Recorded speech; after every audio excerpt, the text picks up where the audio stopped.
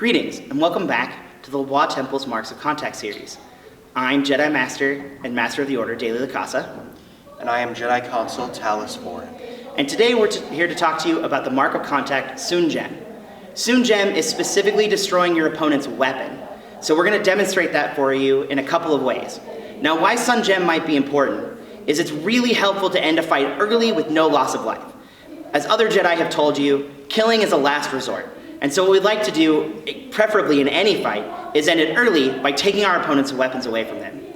So what we're going to do today is demonstrate a couple of those strikes against both lightsabers and blasters, because Djem is one of the fastest ways to end a fight against a droid. So first, Talis, let's demonstrate attacking a lightsaber. Now it's important to note that in a lightsaber, for the most part, the power source is down near the hilt or somewhere in the middle. That's where the kyber crystal resides. So for Djem, what that might look like is striking low against your opponent's lightsaber.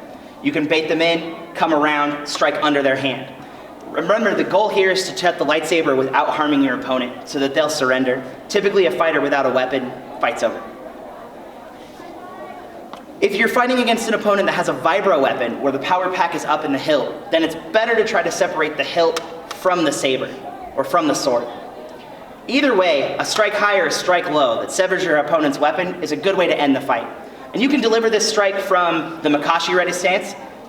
You can deliver this strike from a Naman ready stance, from a Saresi ready stance, really anything that draws your opponent's weapon within striking distance. In addition to using it against a saber, you can also use it against a blaster. And we have here a heavy blaster to demonstrate. Now this isn't Talis' normal weapon, but I'm going to demonstrate. Now the dangerous part of any blaster is obviously the muzzle. You don't want that pointing at you. So if you can get close enough to sever the blaster, you can usually end the fight right away. This goes true for droid arms, anything that has a blaster on it. If you can deflect blaster fire and drop right through the weapon. And again, you can deliver this strike from any height. You can deliver it from a high guard, a low guard. All you have to do is strike through the blaster and remove it.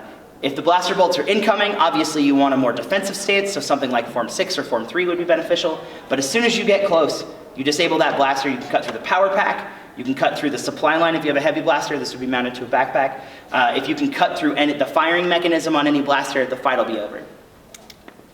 So thank you for tuning in to the Les-Bois Temple's Mark of Contact series, and we'll see you in the next lesson. Thank you for watching, and may the Force be with you. Always.